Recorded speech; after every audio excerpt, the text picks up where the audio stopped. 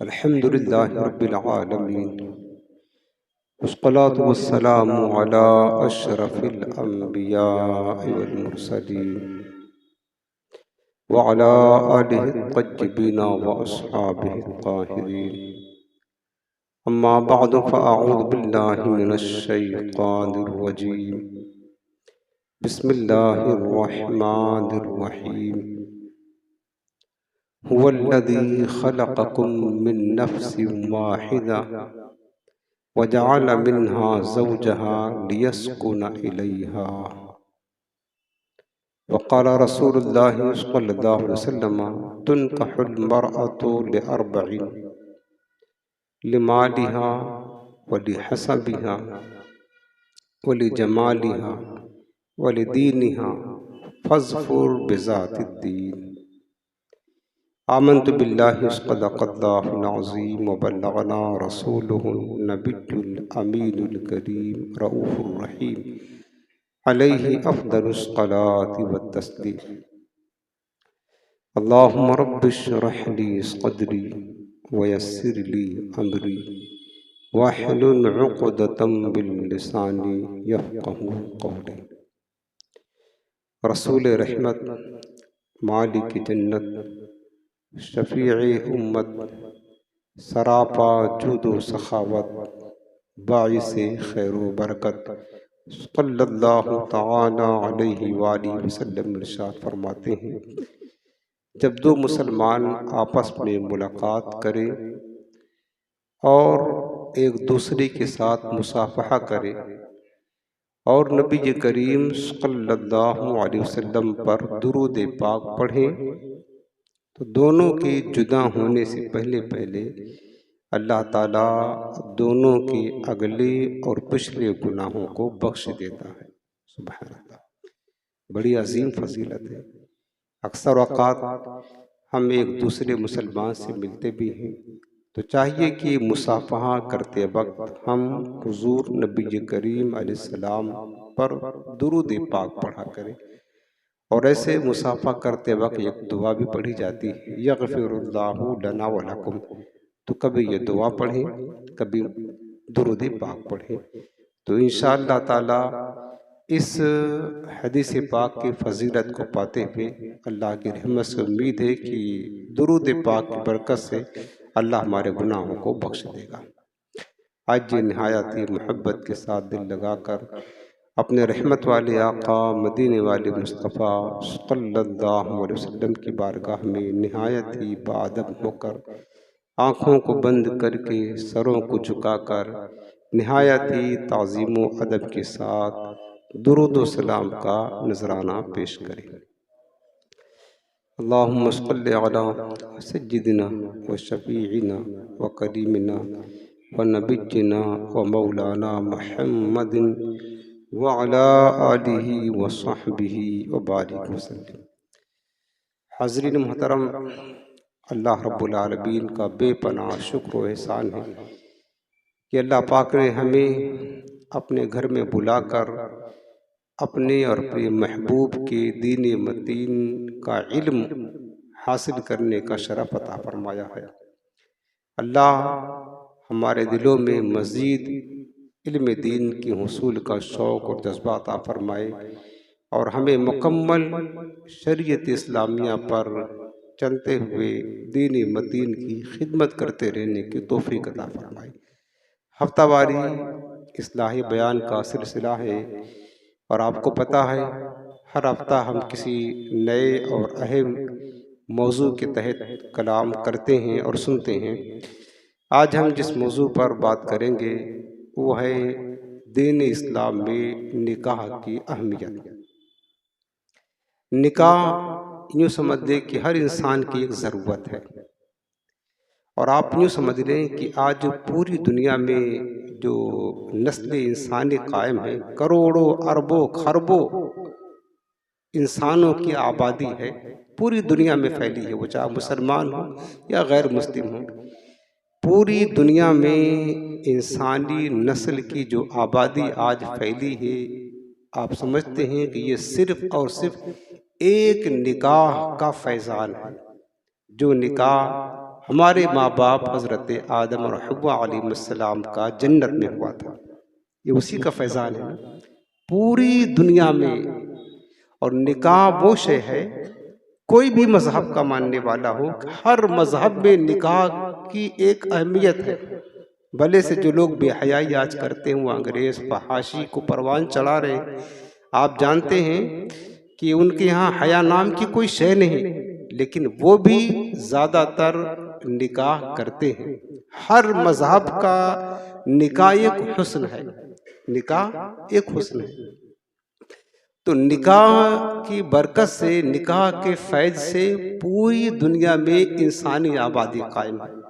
اگر وہ نکاح ہمارے ماں باپ کا جنت میں نہ ہوتا تو آج ہم نہ ہوتے۔ اور نکاح کی اہمیت دیکھیں کہ اللہ رب العالمین نے ہمارے ماں باپ حضرت آدم اور حوا کا نکاح فرمایا، اس کا فیضان کہاں تک مل رہا ہے، کائنات میں انسانی آبادی آئی، اور اسی نکاح کا فیض ہے کہ بے شمار کم و بیش 1,24,000 انبیاء کرام تشریف لائے۔ یہ اسی نکاح کا فیضان ہے کہ بے شمار اولیاء کرام تشریف لائے، اور یہ اسی نکاح کا فیض ہے کہ ہم سب آج بیٹھ کر اللہ اس کے رسول کا ذکر کر رہے ہیں، اللہ کا نام لے رہے ہیں، وہ نکاح ہی کی برکت ہے نا۔ دیکھیں کہ نکاح کا ایک ہر چیز کا کوئی نہ کوئی مقصد ہوتا ہے نا، اسی طرح نکاح کا بھی ایک مقصد ہے۔ نکاح کا ہم میں سے کتنے لوگ ہیں جو نکاح کے بندھن میں بن چکے ہیں، اللہ ان کا نکاح سلامت رکھے، اور جو باقی ہیں اللہ انہیں بھی فیض عطا فرمائے۔ ہمارے ماں باپ حضرت آدم اور حوا کے نکاح کے فیضان سے اللہ انہیں مالا مال فرمائے۔ نکاح وہ عظیم شے ہے، میں آپ کو ابھی اس کی اہمیت اور بتاتا ہوں۔ سب سے پہلے بنیادی چیز یہ سمجھ لیں کہ ہر چیز کا کوئی نہ کوئی مقصد ہوتا ہے۔ نکاح کا مقصد کیا ہے یہ جاننا ضروری ہے۔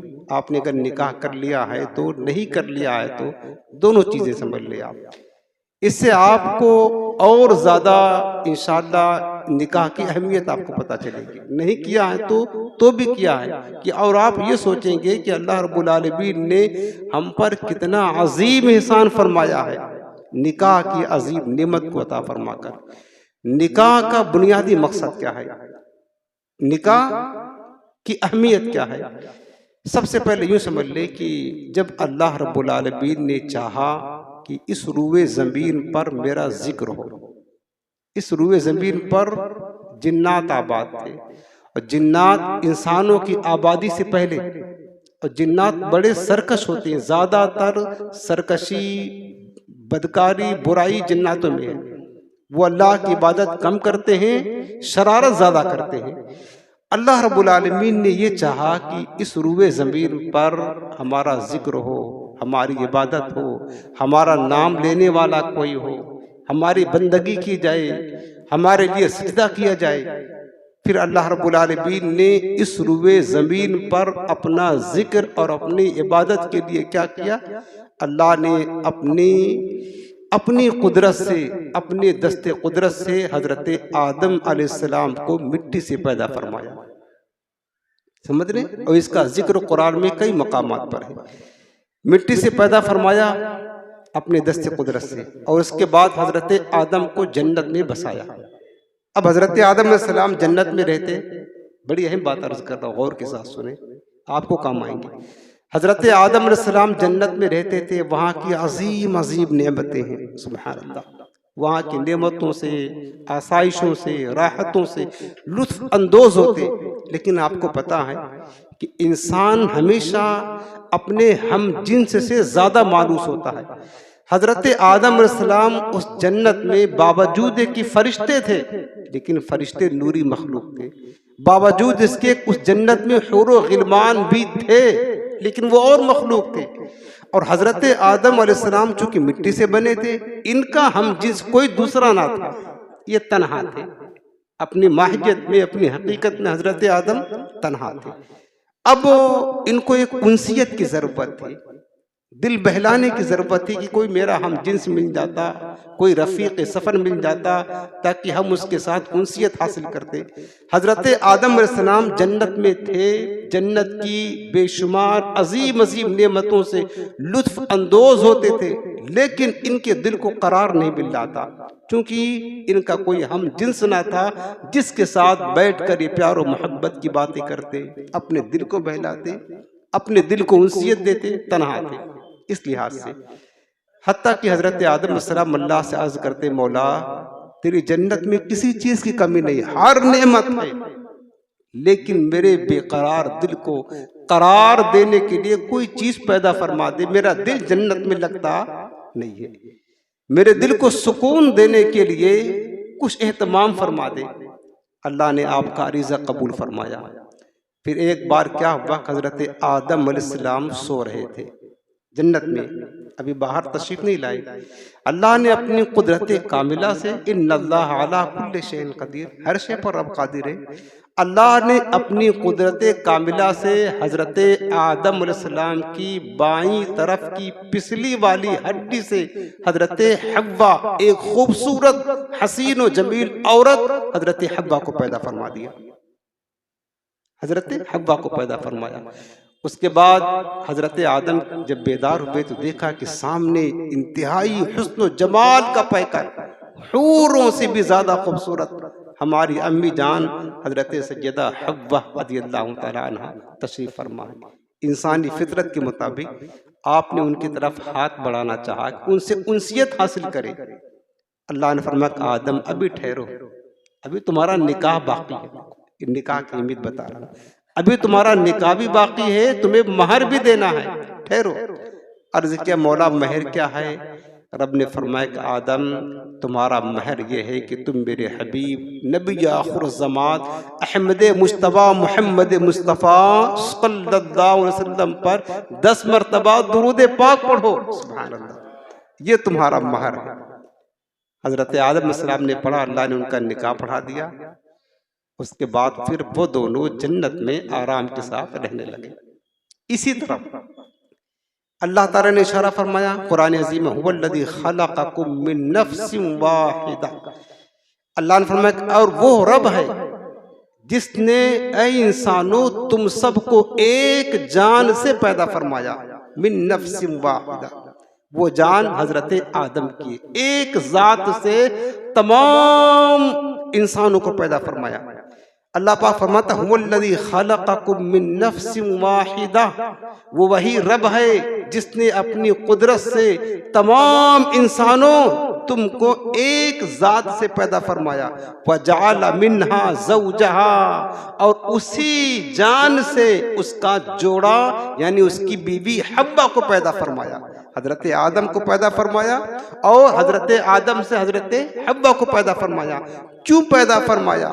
پیدا فرمانے کا مقصد کیا ہے؟ حضرت حوا کو اللہ پاک فرماتا لیسکن الیہا، تاکہ اس سے سکون حاصل کرے۔ سبحان اللہ، کیا حاصل کرے اس سے؟ علماء نے بڑی پیاری بات لکھی ہے، فرماتے کہ اللہ تعالیٰ کی رحمت دیکھیں، اللہ نے حضرت حوا کو کہاں سے پیدا فرمایا؟ حضرت آدم کی بائیں طرف کی پچھلی والی اس ہڈی سے پیدا کیا جو دل کے قریب ہوا کرتی ہے۔ دل بائیں طرف ہے نا، دل کے قریب۔ اللہ تعالیٰ چاہتا تو پیر کی کسی ہڈی سے پیدا فرما دیتا، اگر پیر کے کسی ہڈی سے پیدا کر دیتا تو پھر مرد سمجھتے ہیں کہ عورت بس ہمارے پیروں کی طرح رہنے والی چیز ہے، اور اگر سر کے کسی حصے سے پیدا کر دیتا تو پھر مرد اس کو سر پہ بٹھا کر پھرتے۔ کیوں پیدا فرمایا؟ اس ہڈی سے جو دل کے قریب ہے۔ علماء فرماتے اس بات کی طرف اشارہ ہے کہ عورت وہی ہوا کرتی اصل جو اپنے مرد کے دل کے قریب رہتی ہے۔ جب عورت اپنے مرد کے دل کے قریب رہے گی تو عورت اپنے مرد کے دل کو سکون دے گی، پھر گھر اس کا جنت کا گہوارہ بن جائے گا، اس کی زندگی پاکیزہ خوشگوار بنے گی، اور پھر اس کی زندگی میں بہار آئے گی۔ سمجھ رہے نا؟ اور مرد کو بھی اس بات کی تنبیہ کی ہے کہ مردو تمہاری عورتیں تمہاری پیر کی جوتیاں نہیں ہیں کہ جب مرضی چاہے ان کو ٹھوکر لگاتے پھرو، نہ، عورت وہ ہے، مرد کو چاہیے، اشارہ دیا اللہ نے کہ مرد کو چاہیے کہ عورت کو اپنی زوجہ کو اپنی بیوی کو اپنے دل سے قریب رکھے، اس کی طرف اشارہ فرمایا والذی خلقکم من نفس واحدہ۔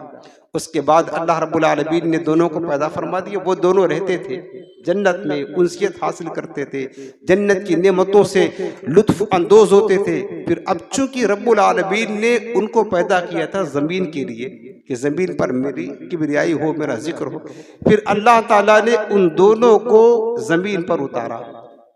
اب زمین پر اتارا تو پھر اللہ تو یہی چاہتا تھا، اللہ رب العالمین کو سب پتا ہے، زمین پہ اتارا، نکاح تو ہو چکا تھا، اس کے بعد ان سے نسلیں چلی اور نسلیں چلی، پھر جو ہے نا اللہ تعالیٰ کی بندگی ہونے لگی، اس کی عبادت ہونے لگی، اس کا ذکر ہونے لگا، اور آج دیکھیں پوری روئے زمین میں انسان اللہ کا ذکر کرتے ہیں، اللہ کی عبادت کرتے ہیں۔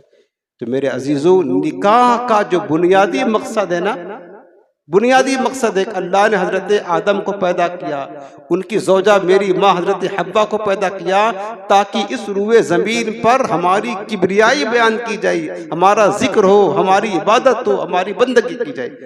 اب ہم نکاح کرنا ہے تو کر لیں میرے عزیزوں، اور نکاح کا مقصد ہے تاکہ ہمارے کیا کہتے ہیں اولادیں ہوں، نسلیں چلے، اور ہماری اولادیں اللہ کی بڑائی بیان کرے، اللہ کی عبادت کرے، اللہ کا ذکر کرے۔ اس لیے میرے آقا علیہ السلام نے حدیث پاک میں فرمایا، ترغیب دی، کیا میرے آقا نے فرمایا کہ تزوجوا فإنی مکاثر بکم الامم ولا تکونوا کرہبانیۃ النصارى۔ آقا فرماتے لوگوں نکاح کرو، شادیاں کیا کرو، جب تم شادی کرو گے تمہاری اولادیں زیادہ ہوں گی، میری امت بہت زیادہ ہوگی، تو قیامت کے دن میں اپنی زیادہ امت پر فخر کروں گا، اور رہبانیت کی طرح، راہبوں کی طرح بے نکاح نہ رہا کرو۔ بلکہ ایک حدیث پاک میں ہے، حضرت سعد بن ابی وقاص روایت کرتے ہیں، وہ کہتے ہیں کہ رد رسول اللہ صلی اللہ علیہ وسلم علی عثمان بن مظنون التبتل، میرے آقا نے حضرت عثمان بن مظنون کو بے نکاح رہنے سے منع فرما دیا، کہا نہیں نکاح کرو۔ نکاح کا جو فیضان ہے، نکاح کی جو برکتیں ہیں، نکاح کی جو اہمیت ہے، خود تاجدار کائنات نے نکاح فرما کر کے اپنی سنت قرار دیا، تاکہ میری امتی میری سنت سمجھ کر کے نکاح کرے۔ اور یہ بھی یاد رکھنا میرے عزیزو، نکاح کی جو خوشحالی ہے، برکتیں ہیں، بہاریں ہیں، اللہ پاک نے قرآن میں کیا فرمایا، ان یکونوا فقراء یغنکم اللہ من فضلی، اگر نکاح کرنے والا فقیر ہو، محتاج ہو، غریب ہو، اللہ رب العالمین نکاح کی برکت سے اپنے فضل سے اس کو مالا مال فرما دے گا۔ یہ لوگوں کا تصور غلط ہے کہ یار ابھی تو دولت نہیں ہے، ابھی تو یہ نہیں ہے، ابھی تو پیر پر کھڑے ہو جائے پھر نکاح کرے، یہ شریعت اسلامی کی تعلیمات کے خلاف ہے۔ حضرت سیدنا صدیق اکبر اللہ تعالیٰ نے فرمایا کہ لوگوں، اللہ نے جو تمہیں حکم دیا نکاح کرنے کا، تم اللہ کی اطاعت کرو۔ اللہ رب العالمین نے جو وعدہ فرمایا ہے تمہیں غنی کرنے کا، اللہ بھی اپنا وعدہ پورا فرمائے گا، اللہ بھی اپنا وعدہ پورا فرمائے گا۔ بلکہ ایک حدیث پاک میں ہے کہ حضرت جابر رضی اللہ تعالیٰ عنہ بات کرتے ہیں، ایک شخص جاء رجل الی النبی صلی اللہ علیہ وسلم یشکو الیہ الفاقۃ فامرہ ان یتزوج۔ ایک شخص حضور کی بارگاہ میں آیا، اس نے اپنے فقر و فاقہ، تنگ دستی، غربت کی شکایت کی، کہا غریبی بہت ہے۔ میرے آقا نے فرمایا اگر غریبی ہے تو جاؤ نکاح کر لو، نکاح کر لو کہ اللہ تمہیں مالا مال کر دے گا۔ سمجھ رہے؟ تو نکاح کی برکتیں، نکاح کا فیضان تو یہ ہے میرے عزیزو۔ نکاح کی اہمیت سمجھنے کے لیے آپ کو ایک حدیث پاک سناتا ہوں۔ دیکھیں کہ اللہ کے پیارے محبوب علیہ السلام نے نکاح کو کتنا پسند فرمایا ہے، چونکہ نکاح کی ذریعے برکت سے انسان کے دل کو طہارت حاصل ہوتی ہے، نگاہوں میں پاکیزگی حاصل ہوتی ہے۔ نکاح کی برکت ایسی چیز ہے، نکاح کی اہمیت ایسی چیز ہے کہ انسان اللہ اس کے رسول کے نزدیک محبوب اور مقبول بندہ بن جاتا ہے۔ لیکن ضروری ہے کہ نکاح کے تقاضے کو ہم پورا کریں۔ ایک حدیث پاک آپ کو سناتا ہوں، طویل حدیث پاک ہے، لیکن نکاح کی اہمیت آپ سمجھ جائیں گے کہ اسلام نے جو نکاح کا حکم دیا ہے، اس میں نکاح میں کتنا زیادہ وسعتیں، برکتیں، خوشحالی، رحمتیں اللہ نے رکھی ہیں۔ یہ بخاری مسلم شریف کی متفق علیہ روایت ہے۔ حضرت انس بن مالک رضی اللہ عنہ روایت کرتے ہیں کہ یقول، کہتے ہیں جاء ثلاثۃ رہط الی بیوت ازواج النبی صلی اللہ علیہ وسلم، 3 افراد حضور کے گھر تشریف لائے۔ اس وقت سرکار گھر میں تشریف فرما نہ تھے. آپ کی زوجہ کریمہ میری امی جان سجدہ طیبہ طاہرہ حضرت عائشہ صدیقہ رضی اللہ تعالیٰ عنہ تشریف فرما تھی. آئے اور انہوں نے یسألون عن عبادت النبی صلی اللہ علیہ وسلم، ان لوگوں نے حضرت ام المومنین سے پوچھا کہ امی جان بتائیں کہ حضور السلام کی عبادت کے معمولات کیا تھے، سرکار دن میں کس طرح عبادت کرتے، رات میں کس طرح عبادت کرتے تھے، یعنی حضور کی عبادت کے بارے میں انہوں نے سوال کیا. فلما اخبروا، جب انہیں بتایا گیا، کأنہم تقالوها، سیدہ عائشہ صدیقہ نے بتایا کہ حضور تو رات کھڑے ہوتے اور اتنا طویل سجدہ کرتے، اتنا طویل قیام کرتے، دن روزہ رکھتے، یعنی کثرت عبادت کا ذکر کیا. اور سرکار تو عبادت کثرت کے ساتھ کیا کرتے تھے. جب حضور کی معمولات عبادت کو سنا تو انہوں نے سمجھا کہ کأنہم تقالوہا، اپنی عبادت کو ہلکا سمجھا. فقالو، تو اب انہوں نے کہا کہ وَأَيْنَ نَحْنُ مِنَ النَّبِيِّ صلی اللہ علیہ وسلم، کہاں ہم اور کہاں ہمارے آقا علیہ السلام، ہم حضور کی طرح عبادت نہیں کر سکتے. اللہ کے رسول علیہ السلام اتنی کثرت کے ساتھ عبادت کرتے تھے، ہماری یہ حیثیت نہیں ہے. گویا کہ اپنی عبادت کو انہوں نے حقیر سمجھا. اور بات بھی صحیح ہے، قد غفر له ما تقدم من ذنبه وما تاخر. حضور کی شان تو یہ ہے، اللہ نے محبوب کے وسیلے سے ان کے آگے والی اور پیچھے والی امت کو اللہ نے بخش دیا ہے. اللہ نے ان کی صدقے، حضور کے صدقے، ان کی اگلی اور پچھلی امت کو معاف فرما دیا ہے. اب اس کے بعد جب انہوں نے حضور کی معمولات عبادت کو سنا تو ان کے دل میں ایک جذبہ پیدا ہوا کہ میرے آقا امام الانبیاء ہو کر، اللہ کے حبیب ہو کر کے، مالک جنت ہو کر کے اتنی کثرت کے ساتھ عبادت کرتے تھے. رات کھڑے ہوتے تو پاؤں مبارک میں ورم آ جاتا تھا، سوجن آ جاتی تھی. کثرت عبادت کی بنا پر کثرت کے ساتھ روزہ رکھا کرتے تھے، کثرت کے ساتھ تلاوت کرتے، کثرت کے ساتھ ذکر و اذکار کرتے تھے، کثرت کے ساتھ استغفار کرتے تھے. امام الانبیاء، اللہ کے محبوب ہے، مالک جنت ہے. حالانکہ حضور کو اتنی کثرت کے ساتھ عبادت کرنے کی ضرورت نہ تھی، لیکن پھر بھی میرے آقا کثرت سے عبادت کرتے تو ان کے دل میں ایک جذبہ پیدا ہوا. ظاہر سی بات ہے، تینوں صحابہ ہی تھے کہ ہمیں بھی تو حضور جب اتنا عبادت کرتے ہیں تو ہمیں اور زیادہ حضور کے فیضان سے اور زیادہ عبادت کرنا چاہیے. پھر انہوں نے ایک نیت کیا، قال احدہم اما انا فانی اصلی اللیل ابدا. ان میں سے، ان تینوں میں سے جو تین صحابہ آئے تھے، ایک کھڑے ہوئے اور کہنے لگے خدا کی قسم اب تو میں ساری رات جاگ کر عبادت کروں گا، کبھی نہیں سوں گا، یعنی ساری رات جاگ کر عبادت کروں گا. وقال آخر، اور دوسرے نے کہا کہ وَأَنَا أَصُومُ الدَّهْرَ وَلَا أَفْطِرُ، اب تو میں ساری زندگی روزہ ہی رکھتا رہوں گا تاکہ ہمارے نامہ اعمال میں بھی عبادت کی کثرت ہو. وقال آخر، اور تیسرے نے کہا کہ انا اعتذر النساء فلا اتزوج ابدا. تیسرے نے یہ نیت کی کہ اب میں تو کبھی ساری زندگی نکاح ہی نہیں کروں گا، ہمیشہ عورتوں سے الگ رہوں گا.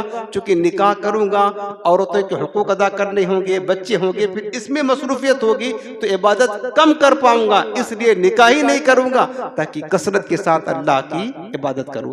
ظاہر سی بات ہے ان تینوں کی نیت اچھی تھی یا خراب تھی؟ نیت تو اچھی تھی. ایک جذبہ پیدا ہوا حضور کی عبادت کو سن کر اور زیادہ کثرت کے ساتھ عبادت کرنے کی انہوں نے یہ نیت کی، یہ عہد کیا. اس کے بعد پھر یہ جب جانے لگے، فجاء رسول اللہ صلی اللہ علیہ وسلم علیہ، اتنے میں میرے آقا تشریف لائے. حضور تک تشریف لائے تو سرکار نے کوئی بتایا گیا کہ حضور ان تینوں نے ایسی نیتیں کی، ایسا عہد کیا ہوا ہے.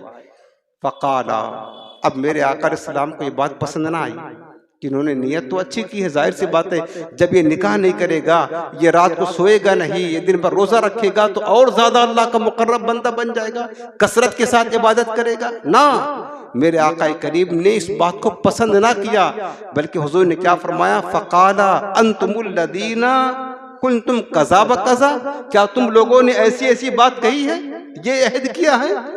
ہاں انہوں نے کہا یا رسول اللہ ہم نے ایسا کیا ہے. قالا میرے آقا فرماتے اما واللہ انی لاخشاکم للہ واتقاکم، بتاؤ تم زیادہ اللہ سے ڈرتے ہو یا میں زیادہ اللہ سے ڈرتا ہوں؟ خدا کی قسم میں تم سے زیادہ اپنے رب سے ڈرتا ہوں. لیکن میرا حال کیا ہے؟ ولکنی اصوم و افطر، میرا حال یہ ہے کہ میں کبھی روزہ رکھتا ہوں کبھی روزہ نہیں بھی رکھتا ہوں. واصلی وارقد، اور میں کبھی سوتا بھی ہوں اور کبھی نماز بھی پڑھتا ہوں. وانا تزوج النساء، اور میں عورتوں سے نکاح بھی کرتا ہوں.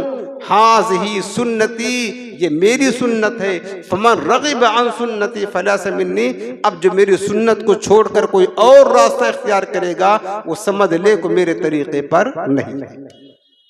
کیا بات سمجھا آپ نے؟ کیا بات سمجھا؟ یعنی میرے آقا علیہ السلام نے نکاح کرنے کو ساری رات عبادت کرنے پر، سارا دن روزہ رکھنے پر اور ساری رات جاگ کر کے نوافل پڑھنے پر نکاح کرنے کو ترجیح دیا اور پسند فرمایا. فرمایا کہ یہ میری سنت ہے، اور جو میری سنت پر عمل نہیں کرتا ہے، میری سنت کو چھوڑ دیتا ہے، میری سنت سے منہ موڑ لیتا ہے، وہ سمجھے کہ فلیس منی، وہ میرے طریقے پر نہیں ہے، وہ مجھ سے نہیں ہے. تو میرے آقا کریم نے نکاح کی اہمیت کو یہ بتایا ہے کہ نکاح وہ شے ہے میرے عزیزو.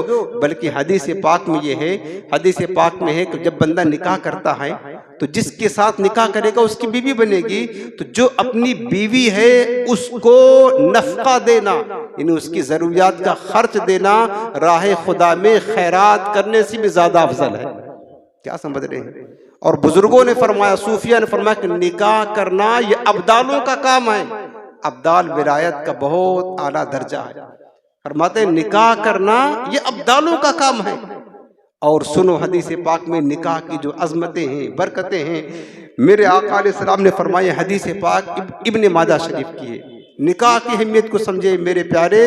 حضور نے اتنی تاکید کے ساتھ کیوں نکاح کرنے کو امت کو حکم دیا ہے؟ نکاح میں فیضان ہے. بلکہ یہاں تک فرمایا گیا ہے کہ جو مرد اپنی زوجہ کے ساتھ خوش طبعی کرتا ہے، اس کے حقوق ادا کرتا ہے، رات کو اس کے ساتھ وقت گزارتا ہے، اس کے ساتھ دل لگی اور ہنسی مذاق کی باتیں کرتا ہے، زوجہ کے ساتھ اس کا یہ عمل کرنا ساری رات نفل نماز پڑھنے سے بہتر ہے. یہاں تک کہ فرمایا گیا نکاح کی وہ عظمت ہے، نکاح کی وہ برکت ہے. اور سنو یہ ابن ماجہ شریف کی حدیث پاک کتاب النکاح، حضرت انس بن مالک رضی اللہ عنہ کہتے ہیں رسول اللہ صلی اللہ علیہ وسلم نے ارشاد فرمایا من اراد ان یلقی اللہ طاہرا مطہرا فلیتزوج الحرائر. میرا آقا فرماتے ہیں جو اللہ سے اس حال میں ملنا چاہتا ہے کہ وہ پاک و صاف ہو، یعنی اللہ سے پاک اور صاف ہو کر کے طاہر اور مطہر ہو کر ملنا چاہتا ہے، حضور فرماتے اسے چاہیے کہ وہ آزاد عورتوں سے نکاح کرے. سمجھ رہے ہیں؟ نکاح کرو گے تو نکاح کی برکت سے تمہارے من میں، تمہارے دل میں پاکیزگی آئے گی، طہارت آئے گی، تمہارے نگاہوں میں پاکیزگی آئے گی، اور یہی پاکیزگی تمہیں اللہ کے قرب کا ذریعہ عطا کرے گی.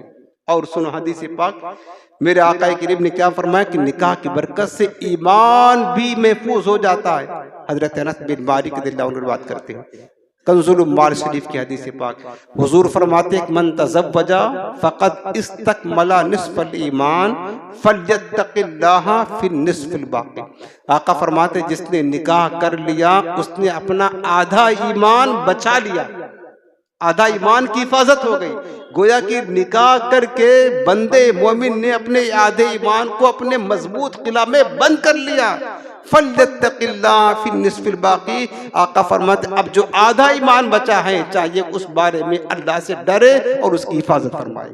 یعنی صرف نکاح ہی بندے کو ایمان کی حفاظت کی ضمانت ہے. نکاح بندے کے لیے ایمان کی حفاظت کی ضمانت ہے. اور حدیث پاک کنز ایمان کے شروع میرے آقا فرماتے من کان مؤثرا فلینکح ومن لم ینکح فلیس منا. آقا فرماتے جس کو وسعت ہو، طاقت ہو، اسے چاہیے کہ نکاح کرے، بغیر نکاح کے نہ رہے. جسے وسعت ہو، طاقت ہو، اسے چاہیے کیا کرے؟ نکاح کرے. ومن لم ینکح، وسعت اور طاقت ہونے کے باوجود بھی اگر نکاح نہیں کرتا ہے فلیس منا، وہ ہمارے طریقے پر نہیں ہے، وہ ہمارے راستے پر نہیں ہے. چونکہ ہمارا طریقہ کیا ہے؟ وہ نکاح کرنے کا طریقہ ہے۔ میرے آقا نے نکاح کو بھی آپ نے حدیث پاک سنا، اتنی اہمیت دی ہے کہ رات بھر عبادت کرنے سے بھی زیادہ ترجیح آقا کریم نے عورت کے ساتھ مشغول ہونے میں نکاح کرنے کو اللہ حضور نے عطا فرمائی ہے۔ کیونکہ میرے آقا کریم جانتے ہیں کہ نکاح کی برکت سے انسان کے ایمان کی حفاظت ہوتی ہے، اس کے قلب کی طہارت کا سامان ہے۔ نکاح کی برکتیں ایسی ہے جس برکت سے بندہ اللہ کا قرب چاہے تو وہ بھی پا سکتا ہے۔ اور سن حضرت ابن عمر فرماتے ہیں نکاح جس کے ذریعہ سے تمہیں نیک پارسا بیوی ملتی ہے، آقا فرماتے ہیں انما الدنیا متاع، بے شک یہ دنیا ہے، دنیا میں ایک طرح سے سامان ہے، دنیا برتنے کا سامان ہے، فائدہ حاصل کرنے کا سامان ہے، اور عظیم چیزیں ہیں دنیا میں۔ وَلَيْسَ مِن مَتَاعِ الدُّنْيَا شَيْءٌ أَفْضَلَ مِنَ الْمَرْأَةِ الصَّالِحَةِ، حضور فرماتے ہیں کہ اور اس دنیا میں، دنیا کے سامان میں نیک عورت سے بہتر کوئی شے نہیں۔ سب سے بہترین سامان برتنے کا جو ہے اس دنیا میں وہ نکاح ہے، وہ مطلب نیک بیوی ہے، پارسا بیوی ہے۔ اور حدیث پاک کنز الایمان شریف حضرت عثمان فرماتے ہیں، روایت کرتے ہیں من کان منکم ذا طول فلیتزوج، آقا فرماتے ہیں تم میں سے جو طاقت رکھتا ہو اسے چاہیے کہ نکاح کر لے۔ فَإِنَّهُ أَغَضُّ لِلْبَصَرِ وَأَحْسَنُ لِلْفَرْجِ، اس لیے کہ نکاح ایسی چیز ہے اس کی برکت سے تمہاری نگاہیں بھی پاکیزہ رہیں گی، اور تمہارا ستر یعنی تمہاری شرمگاہ بھی پاکیزہ رہے گی۔ وَمَن لَا فَالصَّوْمُ لَهُ وَجْهٌ، اور جس کو نکاح کرنے کی طاقت نہیں ہے اسے چاہیے کہ روزہ رکھے، کہ روزہ رکھنا اس کی شہوات کو توڑ دے گا اور اس کی حفاظت فرمائے گا۔ دو چیزیں فرمائی، نکاح پہلا درجہ نکاح کو ترجیح دیا میرے آقا نے کہ نکاح کی طاقت ہے تو نکاح کرو۔ النکاح سنتی فمن لم یعمل بسنتی فلیس منی، یہ حدیث پاک مشہور ہے، آپ نے سنا ہوگا۔ میرے آقا فرماتے کہ نکاح کرنا میری سنت ہے، اور جس نے نکاح نہیں کیا یعنی میری سنت پر عمل نہیں کیا فلیس منی، آقا نے فرمایا کوئی میرے طریقے پر نہیں ہے۔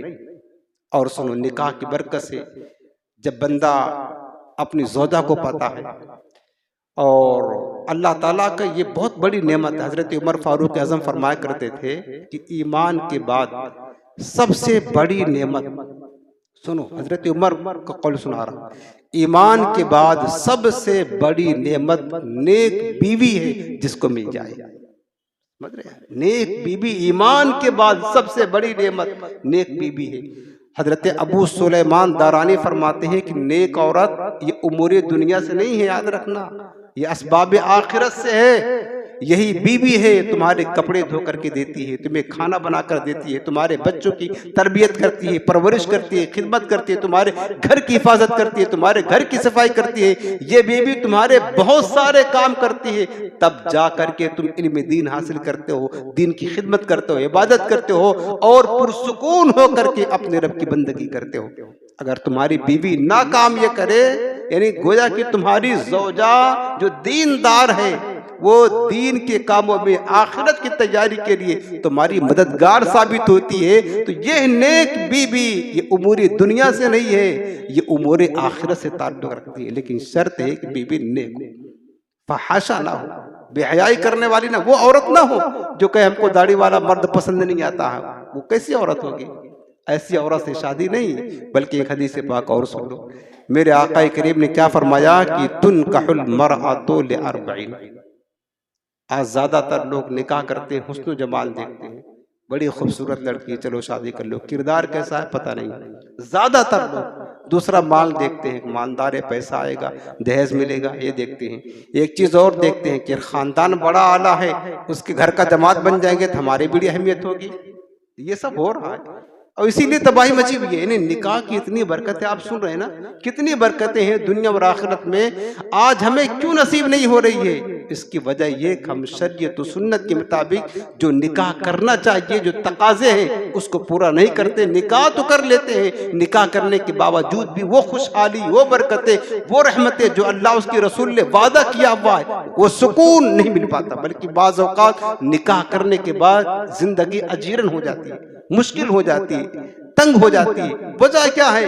وجہ خرافات شادیوں کی، وہ تباہیاں ہیں، خلاف شرع امور ہیں، اللہ اس کے رسول کی ناراضگی ہے، شیطانی عمل دخل ہے، یہ اس کی وجوہات یہ ہیں۔ ورنہ خدا کی قسم آج بھی شریعت و سنت کے مطابق کوئی نکاح کرے، اللہ اس کے رسول کا وعدہ سچا ہے، اور خدا کی قسم ہم کو تو ملتا ہے، ہم نے تو پایا یہ وعدہ الحمدللہ۔ ہم نے خرافات نہیں کیا، نکاح کیا ہے، ہم نے سنت کے مطابق کیا، اور اللہ تعالیٰ آج بھی یہ برکتیں ہم کو عطا فرماتا، اور جنہوں نے کیا ہے اللہ انہیں عطا فرما رہا، خوشحالی مل رہی ہے۔ تو کرو گے سنت و شریعت کے مطابق، خوشحالی اللہ تعالیٰ دے گا۔ اللہ اپنے وعدے کے خلاف نہیں کرتا ہے، ہم ہیں جو اس کو دور کر دیتے اپنے بدعملی کی وجہ سے۔ میرے آقا نے فرمایا کہ تنکح المرأۃ لاربع، 4 وجوہات سے کسی عورت سے نکاح کیا جاتا ہے۔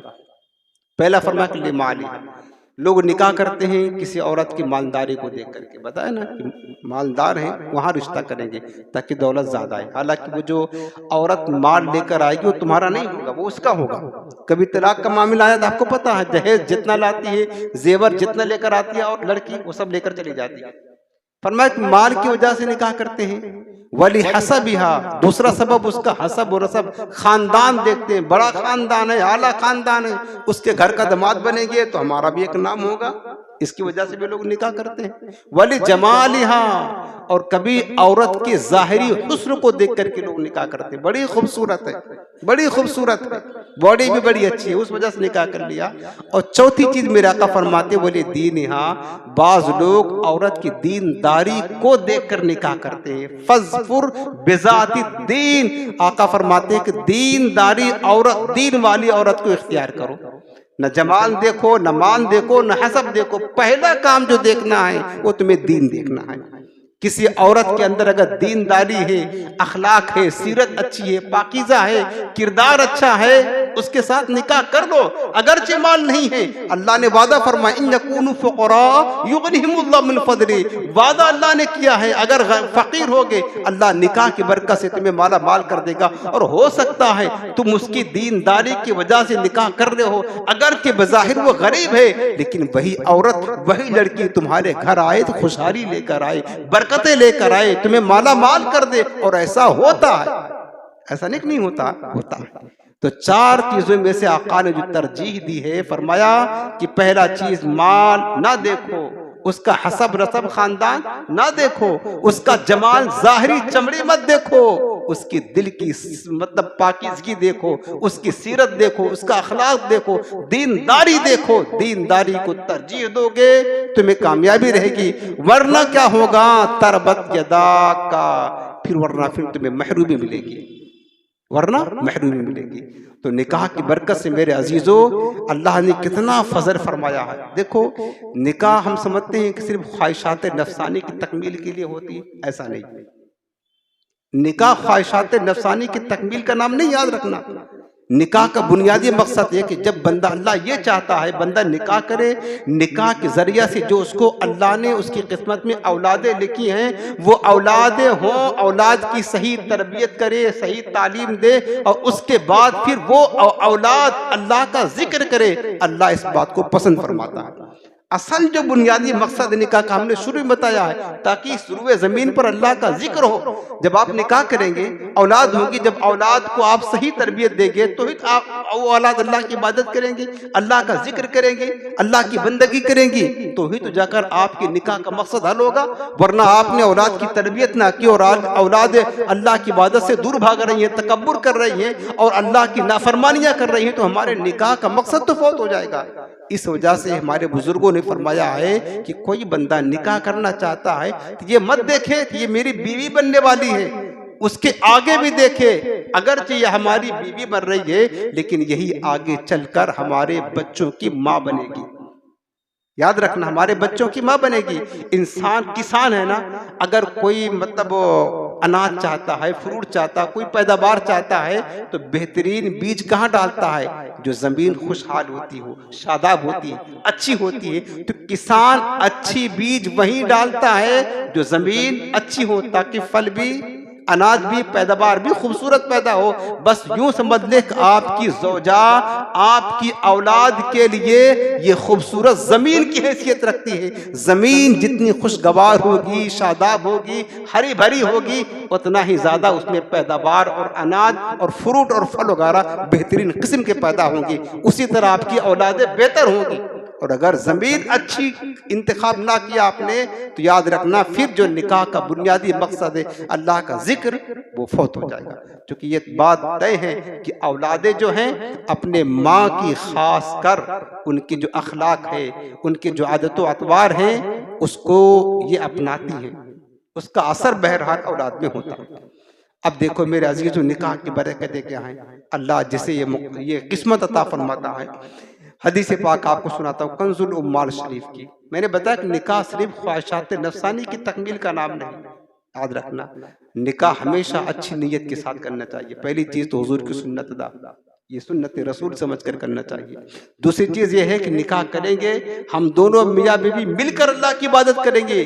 جس رب نے ہمیں نکاح کی نعمت عطا فرمائی ہے، خوبصورت بیوی عطا فرمائی ہے، اور خوبصورت بیوی یہ دنیا کی سب سے قیمتی چیز ہے تو اللہ نے عطا فرمائی. ہم دونوں مل کر اس کی عبادت کریں گے اور اپنی اولاد کو بھی ایسی تربیت دیں گے تاکہ ہمارے رب کی ہماری اولاد بھی عبادت کرے. یہ ساری نیتیں نکاح سے پہلے شامل ہونا چاہیے اور نکاح کے بعد اس پر عمل بھی کرنا چاہیے. یہ عمل کرنا چاہیے. تو نکاح صرف خواہشات نفسانی کی تکمیل کا نام نہیں. نکاح کے ذریعہ سے بہت ساری نیکیاں بھی بندے کو حاصل ہوتی.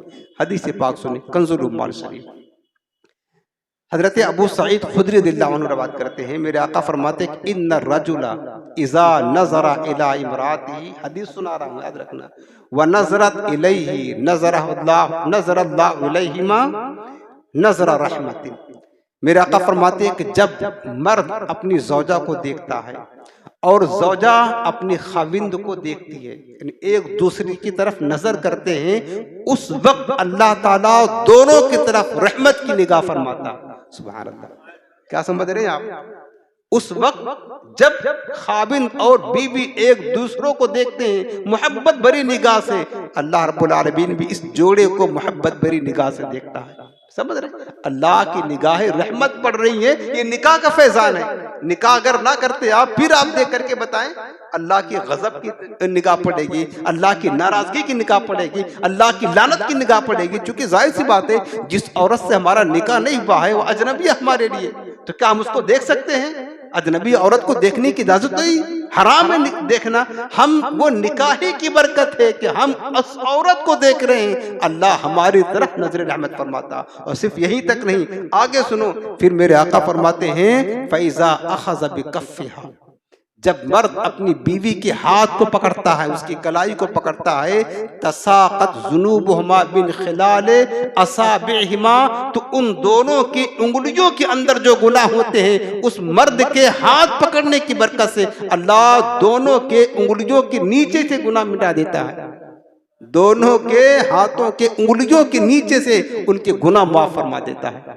کیا کر رہے ہیں؟ کیا کوئی عبادت کر رہے ہیں، کوئی ذکر کر رہے ہیں، کوئی روزہ رکھ رہے ہیں؟ نہ، اپنی زوجہ کو محبت بھرے نگاہوں سے دیکھ رہے ہیں اور محبت کے ساتھ اس کا ہاتھ پکڑ رہے ہیں. یہ اللہ فیضان عطا فرماتا ہے. یہ اللہ فیضان عطا فرما رہا ہے. ہاتھ پکڑ رہے ہیں اس کا، آپ اپنے دل کو تسکین دے رہے ہیں. صرف تسکین نہیں دے رہے ہیں، اللہ کی رحمت بھی اپنی طرف متوجہ کر رہے ہیں. اللہ رب العالمین کی رحمت اپنی طرف متوجہ کر رہے ہیں اور اللہ سے اپنے گناہوں کو بھی معاف فرما رہے ہیں. ثواب بھی مل رہا ہے اور آپ کے دل کو سکون بھی مل رہا ہے. بتاؤ، یہ نکاح ہی کی تو فیض ہے. نکاح نہ کرتے تو کیا ہوتا؟ اور ایک بات اور سنو، صوفیاء کرام کیا فرماتے ہیں؟ قوت القلوب تصوف کی بڑی مستند معتبر کتاب ہے. قوت القلوب. قوت القلوب میں امام ابو طالب مکی رحمت اللہ تعالی علیہ ایک قول لکھتے ہیں. سنو میرے عزیزو، نکاح کا فیضان، نکاح کی اہمیت دیکھیں. اس لیے بغیر نکاح نہیں رہنا چاہیے. جتنا ہو سکے جلدی نکاح کر لیں اور نکاح سنت کے مطابق، شریعت کے مطابق کرے، اور وہی اچھی نیت ہو، اللہ کی بندگی اور عبادت ہو، حضور کی سنت پر عمل ہو. قوت القلوب میں امام ابو طالب مکی رحمت اللہ علیہ فرماتے ہیں کہ میاں بیوی کے بارے میں کہ جب خاوند یعنی شوہر اپنی بیوی کے ساتھ بیٹھتا ہے، اس کے ساتھ محبت و پیار کی باتیں کرتا ہے، یہ صوفیہ کا قول میں نقل کر رہا ہوں، اپنے طرف کے نہیں۔ صوفیہ اس بارے میں کیا فرماتے ہیں، خاوند یعنی شوہر جب اپنی بیوی کے ساتھ بیٹھتا ہے، ہنسی مذاق کی باتیں کرتا ہے، اس کے ساتھ کھیلتا ہے، اس کے بوسے لیتا ہے، فرماتے ہیں کہ اس کو اتنی رحمتیں، اتنی نیکیاں ملتی ہیں جتنا اللہ کو منظور ہوا کرتی ہیں، اتنی نیکیاں ملتی ہیں اس کو۔ کیا کر رہا ہے؟ عبادت نہیں کر رہا ہے، مصلی پر نہیں بیٹھا ہے، اپنی بیوی کے ساتھ بیٹھ کر کے اپنے دل کے سکون کا سامان کر رہا ہے۔ وہ جانتا ہے کہ میرے قریب رب نے اس نکاحی کی برکت سے ہمارے لیے اس کو حلال فرمایا۔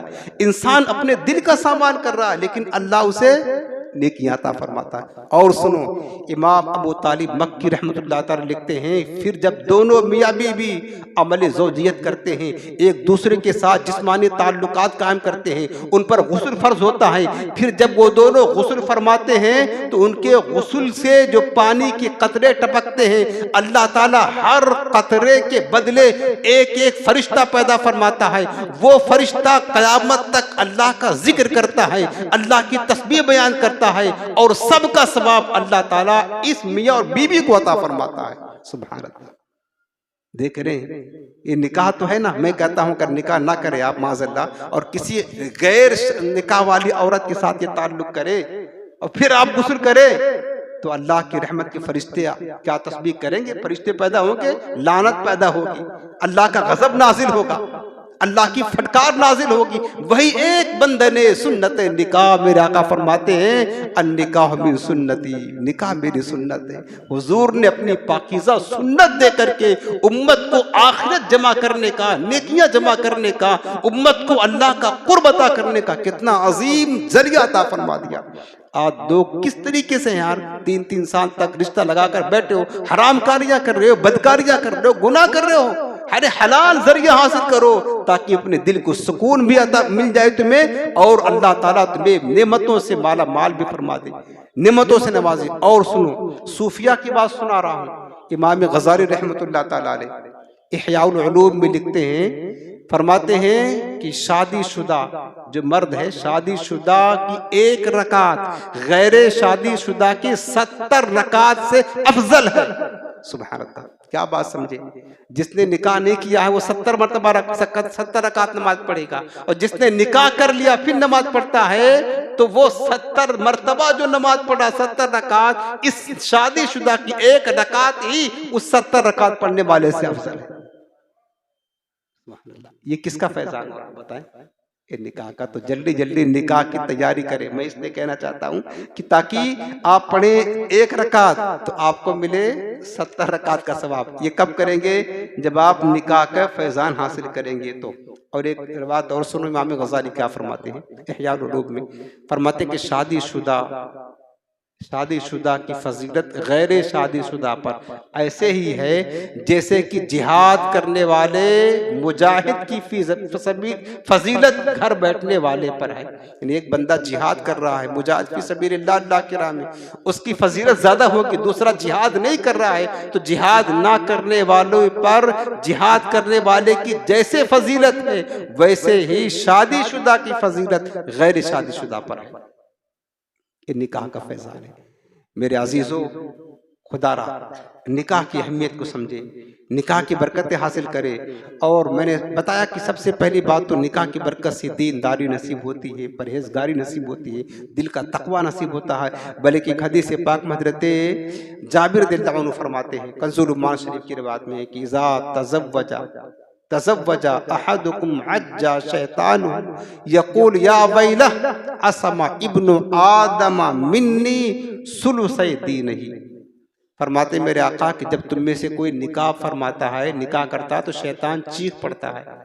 شیطان کو تکلیف کب ہوتی ہے؟ جب آپ نیک عمل کریں گے، اللہ کو راضی کرنے والے کام کریں گے، جب آپ عبادت کریں گے، سمجھ رہے ہیں، جب جنتیوں والے کام کریں گے تو ہی شیطان چیختا ہے۔ حضور فرماتے جب تم میں سے کوئی نکاح کرتا ہے تو شیطان کی چیخ نکل جاتی ہے، چلانا شروع کر دیتا ہے اور کہتا ہائے افسوس، ابن آدم نے نکاح کر کے اپنا 2/3 دین مجھ سے بچا لیا، 2/3 دین اپنا مجھ سے بچا لیا، اب میں اس کے 2/3 دین پر ڈاکہ نہیں ڈال سکتا ہوں۔ شیطان چیختا ہے کب؟ جب بندہ نکاح کے بندھن میں بن جاتا ہے، تب جب نکاح کر لیتا ہے۔ تو میرے عزیزو، میں آپ کو یہی سمجھا رہا ہوں، نکاح کریں۔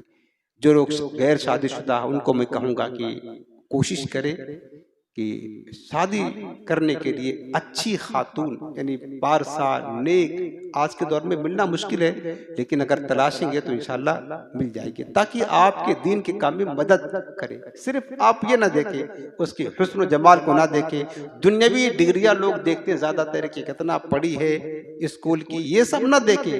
ہم نے دیکھا یار اکثر الا ماشاءاللہ اچھی لڑکیاں بھی ہیں، کالج میں پڑھنے والی لڑکیاں اکثر وہ غیروں سے دوستیاں رکھتی ہیں، وہ بہت حالات مطلب ناگفتہ بھی ہے۔ میں آپ کو جو ہمارے اسلام نے، دین نے اور ہمارے آقا نے تعلیم عطا فرمائی ہے، وہی تعلیم ہے کہ دین داری کو دیکھیں۔ آپ آگے چل کر اللہ چاہے گا تو آپ کی اولادیں ہوں گی، آپ اپنے اولادوں کا نکاح کریں گے، ان کی شادیاں کریں گے، تو بھی دین داری کو فوقیت دیں، اس کی برکتیں آپ کو ملے گی۔ آپ کا خود نکاح کرنا ہے، ابھی سے تہجد کریں، ایک تو دیندار مطلب عورت کا انتخاب کریں، کوشش کریں، تلاش کریں۔ تلاش کرنے سے بندے کو خدا بھی مل جاتا ہے، تو دیندار عورت بھی ضرور آپ کو ملے گی، وہ تلاش کریں۔ اور اس کے علاوہ نکاح ہمیشہ سادگی کے ساتھ کوشش کرے کہ نکاح کا معاملہ کیا ہو، سادگی کے ساتھ ہو، اور جتنا ہو سکے کم خرچ میں نکاح کرنے کی کوشش کریں، کم خرچ میں، آپ کے لیے آفت ہوگی۔ اور دوسری بات یہ ہے کہ جتنا زیادہ ہو سکے نکاح اور شادی کے موقع پر، ہم نے اس سے پہلے بیان بھی کیا تھا، جو فضول رسمیں ہیں، خرافات ہیں، برائیاں ہیں، حرام کاریاں ہیں، ناجائز کام ہیں، ان سے بچیں، فضول خرچی سے بچیں۔ خدا کے واسطے یہ آپ کے لیے عافیت ہے، آپ اپنے مال کو یوں ضائع نہ کریں، برباد نہ کریں، ناجائز رسمیں ادا نہ کریں، تو صحیح طریقے سے انشاءاللہ نکاح کریں گے تو اللہ نے چاہا نکاح کا فیضان آپ کو ضرور ملے گا، نکاح کی برکتیں ملے گی۔ اللہ تعالیٰ بس جن کا نکاح ہو چکا ہے، اللہ تعالیٰ ان کے لیے دعا ہے، ہمارے ماں باپ حضرت آدم و حوا کے نکاح کا فیضان اللہ تعالیٰ عطا فرمائے انہیں، جن کا نکاح باقی ہے ہماری دل سے یہ دعا ہے کہ اللہ رب العالمین انہیں بھی ایسی پارسا نیک پرہیزگار بیوی ملے جو گویا کہ جنت کی حور ہو، اور کیا کہتے ہیں ان کے لیے آخرت کا سامان جمع کرنے کے ان کے لیے اسباب بنے۔ اللہ ہم سب کو سنت نکاح کے مطابق پاکیزہ زندگی گزارنے کی اور اپنی عبادت اور اطاعت کرنے کی توفیق عطا فرمائے، آمین بجاہ نبی الکریم۔ اب آخر میں آپ کو ایک وظیفہ عطا کر دیتا ہوں۔ آج کا وظیفہ جو ہے وہ بعض اوقات بچوں کے یا بڑے کی زبان میں لکنت ہوتی ہے، ہکلاہٹ ہوتی ہے، بات کرتے ہیں تو اٹک اٹک کے بات کرتے ہیں، زبان میں لکنت ہے، ہکلاہٹ ہے زبان میں، اس طرح اگر کوئی پرابلم ہے تو اس کا روحانی علاج ایک عمل، ایک وظیفہ ہے، بہت اچھا ہے انشاءاللہ۔ جس کو ہے آپ بتا دیں گے، آسان بھی ہے، وہ پڑھیں گے تو انشاءاللہ ان کو ضرور، اللہ کا پاکیزہ کلام ہے، اللہ کے کلام میں بڑی طاقت ہے، بڑی تاثیر ہے، بس یہ کہ یقین کامل کی ضرورت ہے، برکتیں ضرور ملیں گی۔ تو ہکلاہٹ یا زبان کی لکنت ختم کرنے کا، دور کرنے کا قرآنی وظیفہ یہ ہے کہ سورۃ الزلزال، اما پارا کی ایک چھوٹی سی سورت ہے، اذا زلزلت الارض زلزالہ، یہ پوری سورت دن بھر میں 3 ٹائم پڑھنا ہے، صبح دوپہر شام، 11 مرتبہ، اول آخر 3 بار درود شریف پڑھیں، مثلا صبح 11 مرتبہ یہ سورت پڑھیں، سورہ زلزال، پانی پر دم کریں اور کسی مطلب بوتل وغیرہ میں پانی کو دم کر کے رکھ لیں، دوپہر تک یہ پانی اس کو پلائیں۔ جس کو یہ پرابلم وہ خود بھی پڑھ سکتا ہے، اگر پڑھنا جانتا ہے تو، ورنہ کسی اور سے بھی پڑھوا کر کے دم کرا لے۔ تو 11 مرتبہ صبح سورہ زلزال پڑھیں، اول آخر درود شریف پڑھیں، پانی پر دم کریں اور دوپہر تک وہ پانی کئی بار پئیں، اس کے بعد دوپہر تک ختم کر دیں۔ اس کے بعد پھر دوپہر کو بھی یہ عمل کریں، 11 مرتبہ پڑھ کر کے پانی پر دم کر کے رکھ لیں، شام تک پیے، پھر شام کو پڑھ کر کے دم کر دیں تو صبح تک پیے۔ اس طرح روزانہ 3 ٹائم 11 مرتبہ سورہ زلزال پڑھ کر کے دم کر کے پانی پلاتے رہیں گے تو انشاءاللہ اللہ کا کلام ہے، اس کی برکت سے ضرور افاقہ ہوگا۔ اور اگر اس سے جلد مطلب چاہتے ہیں کہ آرام مل جائے اور زبان کی رکنت درست ہو جائے تو اس کے لیے بتایا ہے کہ یہی سورہ زلزال جب سورج نکلنے لگے، جو وقت مکروہ ہوتا ہے، فجر کا وقت ختم ہو تو سورج نکلنے کا جو وقت ہوتا ہے اس وقت 75 مرتبہ 75 مرتبہ پڑھ کر کے پانی پر دم کر لے کسی بوتل میں، اور سارا دن اس کو پلائیں، رات میں پلائیں، اگلا دن پھر آئے، پھر کیا کہتے ہیں سورج نکلنے کے وقت 75 مرتبہ پڑھے، اول آخر درود پاک پڑھ کر کے دم کر لے پانی پر، سارا دن رات پلائیں. اسی طرح جب تک اس کو آرام نہ ملے یہ عمل کرتے رہے، انشاءاللہ اس کی برکت سے بہت جلد زبان کی لکنت سے انشاءاللہ تعالی وہ اس کو افاقہ نصیب ہوگا. اللہ پاک ہم سب کو عمل کی توفیق عطا فرمائے.